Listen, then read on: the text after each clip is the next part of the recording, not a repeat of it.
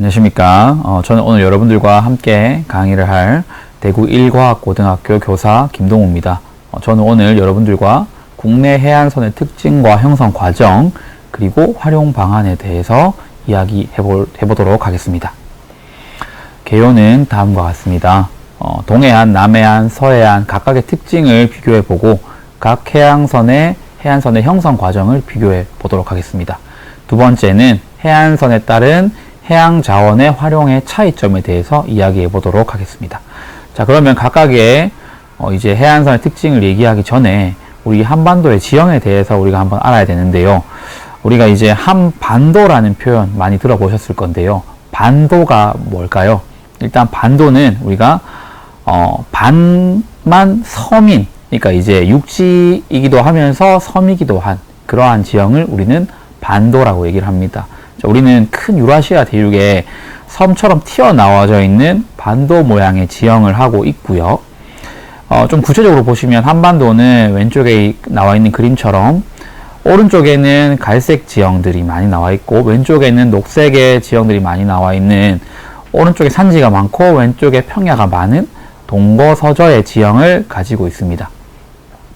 동쪽엔 태백산맥이나 함경산맥과 같은 큰 산맥들이 분포하고 있고요. 실제로 서쪽에는 넓은 평야들이 분포하고 있습니다. 따라서 물은 높은 데서 낮은 데로 흐르기 때문에 대부분의 하천은 동쪽에서 서쪽으로 흐르고 있습니다.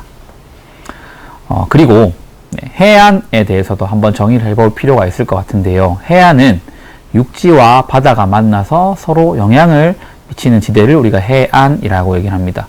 따라서 이제 해안 지형의 특징은 육지와 바다의 상호작용에 의해서 형성이 되고요. 해안 지형을 이해하기 위해서는 우리가 이제 내적 작용으로 형성된 고유한 육지의 전체적인 윤곽이랑 바닷물과 퇴적 작용에 의한 퇴적 작용을 함께 파악해야 합니다. 해안 지형을 바꾸는 해안 지형 항상 일정하지 않고 바뀌게 되는데요. 거기에 영향을 주는 힘은 파도, 파랑, 연안류, 해안가에 흐르는 해류, 조류, 바람 이런 것들에 의한 침식 퇴적 작용으로 형성되거나 변하게 됩니다. 네, 그러면 각 해안선의 특징을 보도록 하겠습니다. 동해안, 남해안, 서해안 순으로 한번 보도록 하겠습니다. 동해안은 두만강에서 부산 송도까지의 해안으로 직선 거리는 809km, 실제 거리는 1272km입니다. 실제로 굉장히 그 직선 거리에 비해서 실제 거리가 긴 것처럼 보이나 우리가 이제 지형학적으로 봤을 때는 단조로운 해안선을 가지고 있다라고 얘기를 하게 되고요. 암석해안하고 사빈해안이 번갈아 가면서 나타나게 됩니다. 여기서 암석해안은 뭐 충분히 아실 거라고 생각이 되는데 사빈은 우리가 이제 쉽게 얘기해서 모래사장을 의미합니다. 그래서 암석이 드러난 형태의 해변과 모래사장이 드러난 해변 이런 것들이 번갈아 가면서 나타나게 됩니다. 동해안의 특징 보시면 가장 특징적으로 해안 단구라는 지형이 발달해 있는데요. 여기서 단자는 계단할 때 단자입니다. 오른쪽에 있는 그림을 한번 보시면 먼 바다에서부터 육지 쪽으로 오면서 평평한 지형을 보실 수 있는데요. 자, 이러한 지형을 우리는 해안 단구라고 얘기를 합니다. 대표적으로 경포대 인근에 잘 발달해 있는 해안 단구가 유명합니다. 네. 그리고 동해안은 두 번째 특징으로 파랑의 침식 작용으로 인한 해식 동굴, 시스텍, 씨아치 등이 발견됩니다.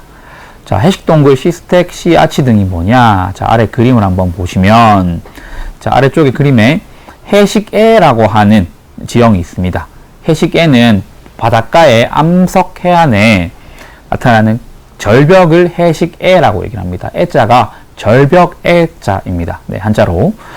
거기 사이에 보면 뒤에 해식 동굴이라고 있는데요. 이 해식 동굴은 파도의 침식 작용으로, 말 그대로 깎는 작용에 의해서 생긴 동굴이 되고요.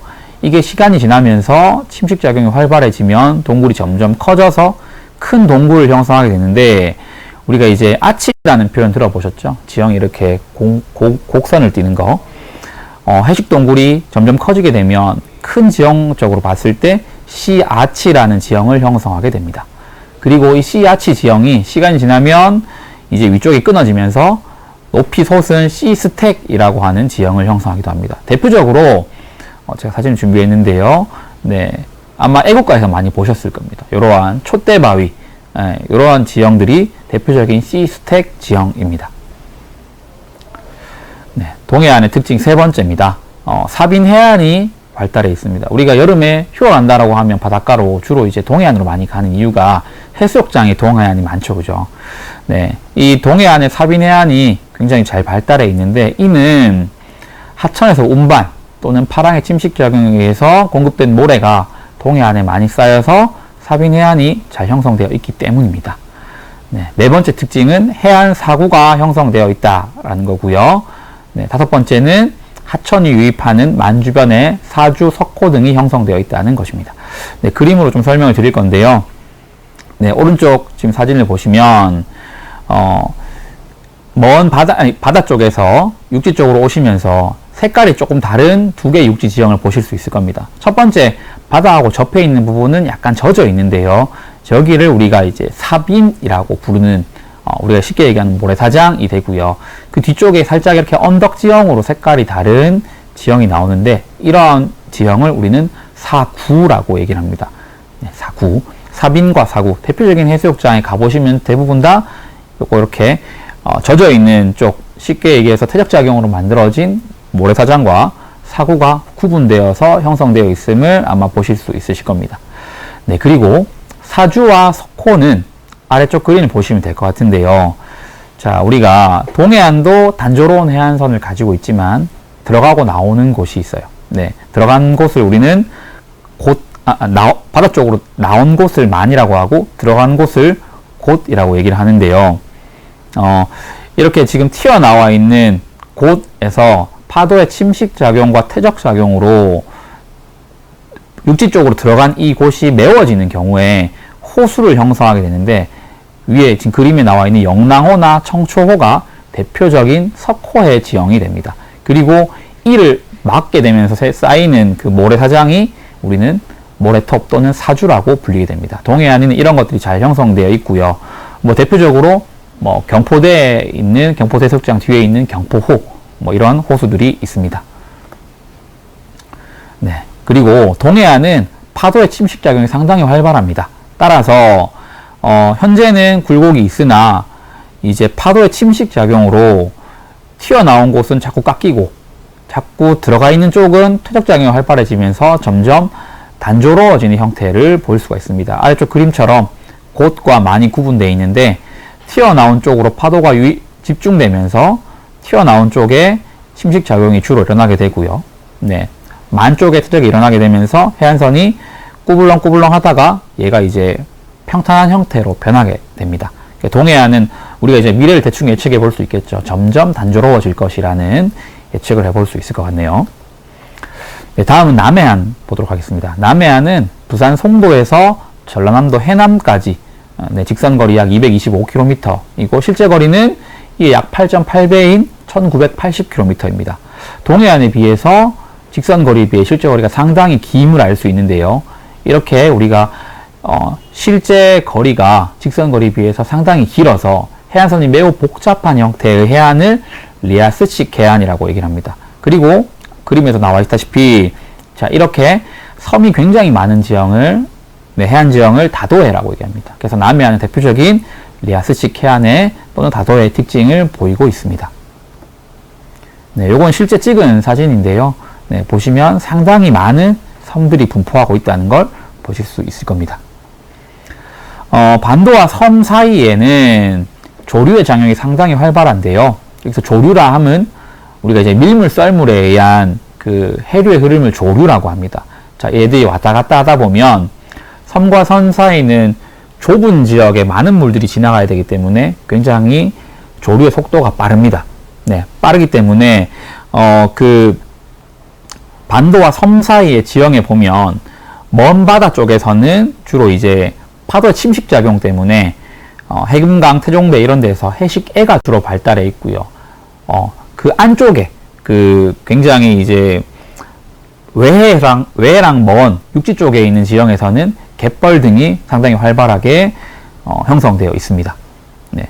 해식의 주변에는 만에는 사빈이나 자갈해안, 몽돌해수욕장이라고 하는 이런 것들이 주로 잘 발달해 있고요. 네, 요거는 대표적인 갯벌 해안의 이제 사진입니다. 네, 요거는 순천만에 있는 와온 해변을 사진 찍은 거고요.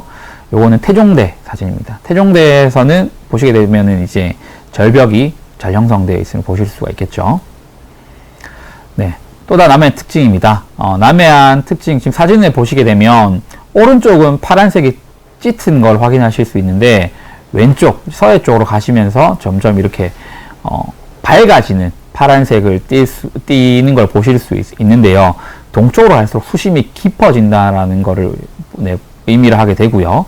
자, 그리고 동쪽으로 갈수록 조차가 작아집니다. 네, 밀물, 썰물에 의한 차가 작아지고 갯벌의 규모가 작아집니다. 반대로 얘기하면 서쪽으로 갈수록 갯벌이 더 잘 형성되어 있고 조차가 크다. 네, 이렇게 얘기를 할 수 있을 것 같고요. 남해안 전체적으로 섬이 굉장히 많고 파랑의 힘이 약하므로 토사의 공급량이 적어서 여기에는 모래사장이 규모가 있더라도 규모가 상당히 작음을 볼 수가 있습니다. 네, 서해안은 압록강에서 해남까지 직선거리 650km 이나 실제 거리는 7배인 4719km입니다. 따라서 서해안도 남해안과 마찬가지로 리아스식 해안의 특징을 가지고 있고요. 조차가 크고 퇴적작용이 활발합니다. 왜냐? 대부분의 강이 동쪽에서 서쪽으로 흐르기 때문에 퇴적물에 의한 공급이 많습니다. 따라서 서해안은 밀물, 썰물이 활발한 것과 퇴적물의 공급이 활발한 것 때문에 갯벌이 넓게 발달되어 있습니다. 네, 그리고 파랑 영향이 적으며 하천들의 토사 공급량이 굉장히 많기 때문에 세계적인 규모의 갯벌이 형성되어 있습니다. 네. 네, 또 다른 특징입니다. 네, 서해안은 조차가 크고 해안선이 상당히 복잡합니다. 네, 리아스식 해안의 특징을 가지고 있다 말씀을 드렸고요. 서해안의 수심이 수심이 굉장히 낮습니다. 서해안은 그 평균 수심이 100m가 되지 않습니다. 따라서 썰물 때 노출되는 구간이 상당히 넓습니다. 과거 빙하기 때는 이제 이 물이 대체적으로 이제 거의 빠져 있는 상황이었는데 그때는 중국과 우리나라가 연결될 정도로 수심이 낮았습니다. 네, 동해에 비해서 사빈이 형성되더라도 그 발달되어 있는 그 사빈의 모래 입자가 상당히 작은 특징을 가지고 있고요.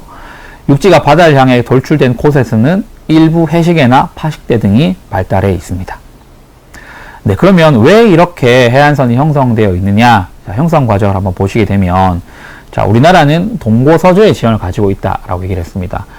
동고서저는 동쪽이 높고 서쪽이 낮은 지형을 의미하는데요. 자, 그림을 보시면, 자, 지금 우리나라가 왼쪽에 한반도가 존재하고 있고요. 우리나라는 유라시아판이라는 곳에 있습니다. 자, 우리나라 한반도 오른쪽에 보시면 울릉도 동해가 있는 바다가 있고 이 아래쪽에 그림을 보시면 횡압력이라고 하는 게 작용을 하고 있어요. 이 횡압력은 뭐냐면 그 횡압력이 작용하는 그 중심에서 양쪽으로 밀어내는 힘을 의미를 합니다. 그러니까 한반도 쪽으로 지금 힘이 작용하고 있는 거예요. 따라서 이 한반도의 지형이 올려져 가고 있는 겁니다.